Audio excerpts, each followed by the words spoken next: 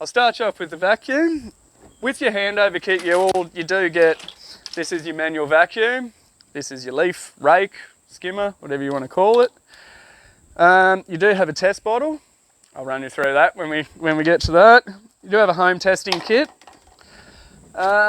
This is an easier kit. They're just strips, you dip them in your water. That's what I sort of recommend to people. So first of all, this pole, everything's interchangeable on it. So you sort of just get 2 buttons there. It'll fall out. Sometimes, if this is jammed right in there, you can't actually press the buttons and it'll jam. So some people ring me up and say, my pole's broken. I say just pull it out a little bit, and that normally solves the issue. So that goes in. Now I always start the furthest area away from the skimmer, because we want to fill this line with water. Because once it starts sucking, it'll get a gut full of air and it won't work sufficiently. So just get him on there. Stick him down. Tighten that up. Then I just sort of run the pipe in. As I'm doing this, it is filling with water. A little bit of air, it's not going to hurt the system. These hoses will get better once they get used a few more times.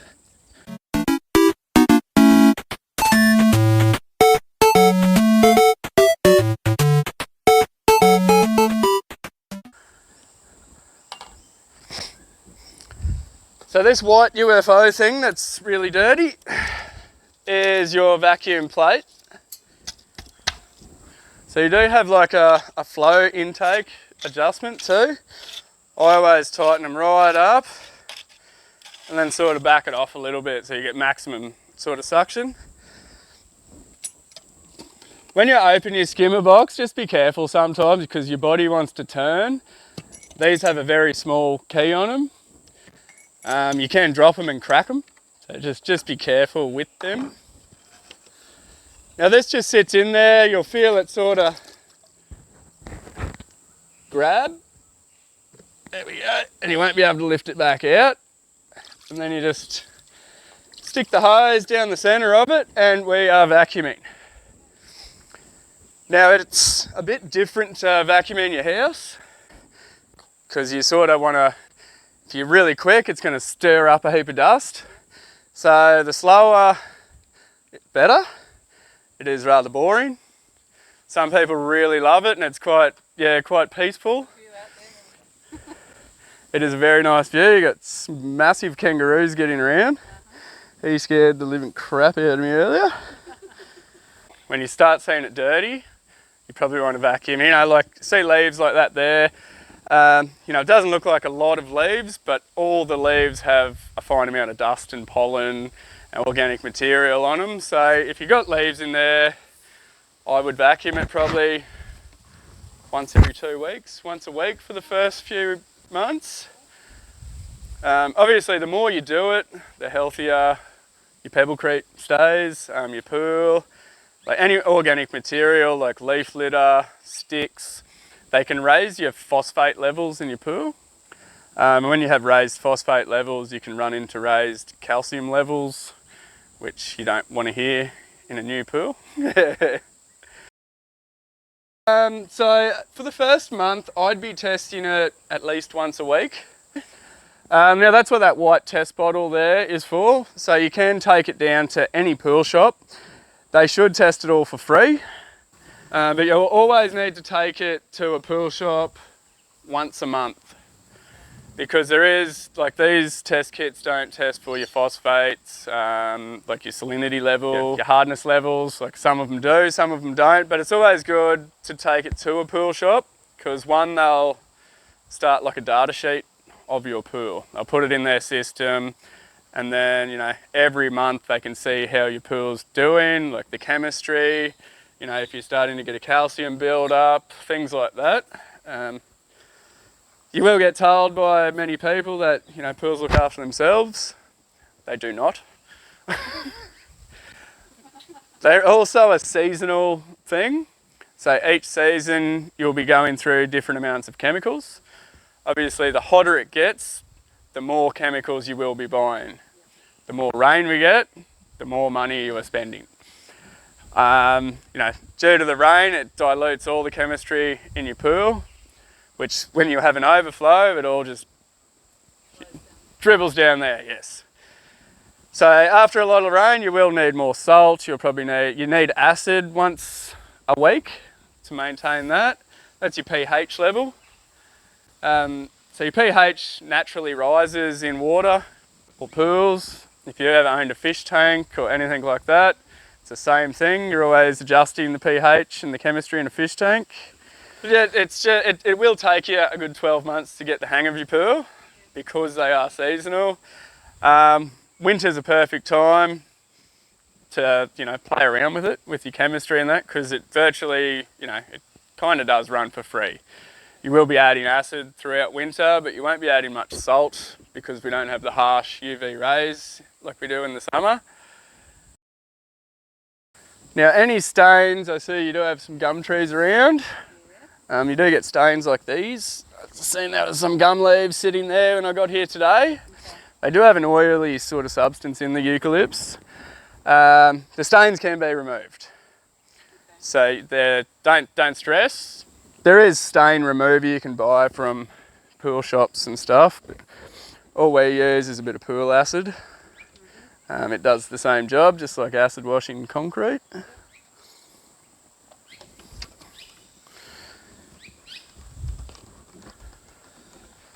That is your pool vacuumed.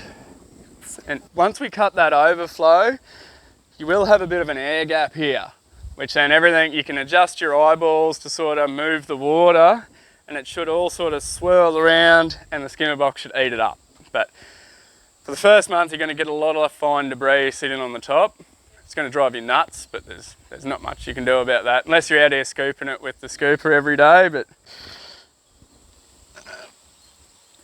once you vacuum, you sort of just reverse the procedure again. You will not be able to take that vacuum lid out until you turn off the filtration downstairs because of the suction.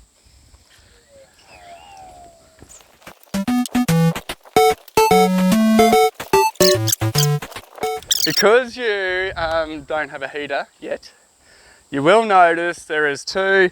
So generally in a pool, you have a skimmer box one side, and you have the water pushing to the skimmer box from the opposite side.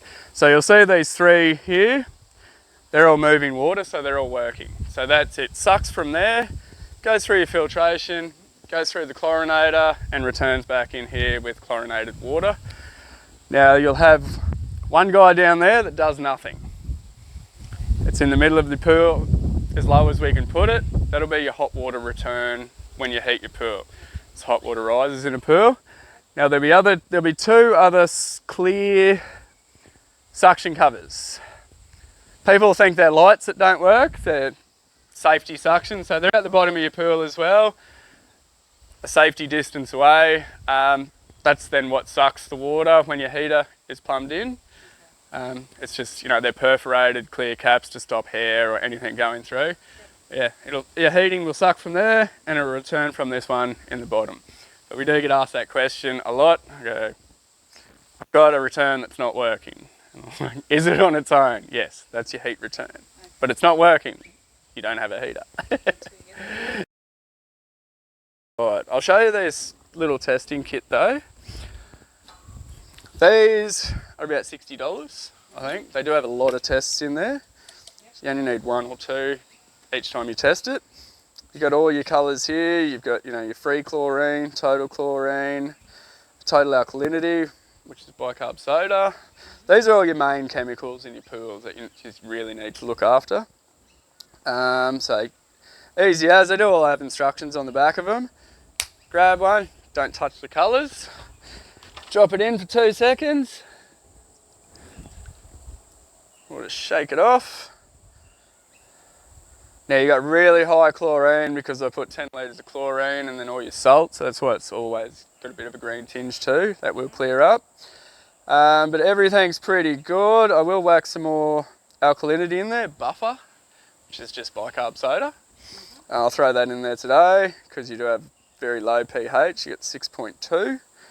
But everything else is pretty good there. Okay. But that's what I'd use if you're going to be doing it yourself. You'll get around about educated sort of guessing of what you want to do. Yeah, you'll be right. So, you know, like, say for instance, this is sort of 0 here. Yep. So when it's 0, it'll also say on the bag that you got it, you know, how much a whole bag will be for like a 50,000 litre pool or something like that. I wouldn't go overboard. Like, I'd throw a bit in, leave it an hour, give it a test. Like I said, it is going to be a trial and error. I can look at a pool now and I'll just throw some chemicals in. Pretty much get it every time, but yeah, sometimes you don't. Yeah, and then you sort of, that's what your monthly test from a pool shop's for, to say, oh, hang on, this is a bit overboard here. Been putting too much of this in, or those little things. Well, you've got your chlorine, which if you have a salt chlorinator, gets generated via the salt. It goes over your cell and turns into a chlorine gas. I will show you what that looks like down there. So you've got chlorine, you'll have your hydrochloric acid, which controls your pH. You've got your total alkalinity, which is buffer or bicarb soda. That also helps maintain your pH. So you've got two ends of the scale fighting with each other. You've got to find the perfect harmony between them, like your whole pool. So that's 3. What else have we got? We got your cyanuric acid, which is a stabilizer, that green box over there. It'll be called chlorine stabilizer, sunblock, UV block. It's just different brands, we'll call it different things. So we use a lot of that in Queensland because it's hot, and the UV in Queensland a lot more than anywhere else in Australia. And that's what sucks the chlorine out of your pool, is the UV and the heat, plus swimming, you know, all that sort of stuff. So this actually holds the chlorine in the water. If you didn't have that, you would just be going through the salt. And again, that's sometimes what pool shops don't tell you you need. They'll leave that out, so you keep coming back to get salt. And then you'll call me up going, geez, I'm running through the salt here. Yeah, so they're mainly your 4 main ones.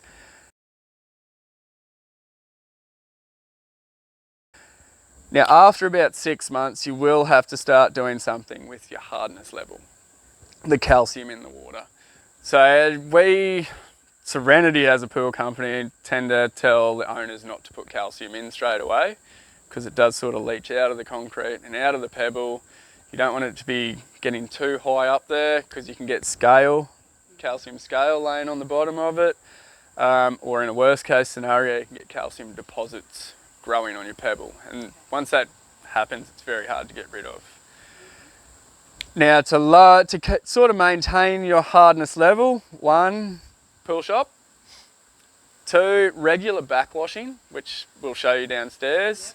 And with regular backwashing, you'll be doing regular topping up with fresh water. Or, you know, Sunshine Coast rains all the time, so don't worry about that. In this kit, it does give you all the instructions here on how to use it all.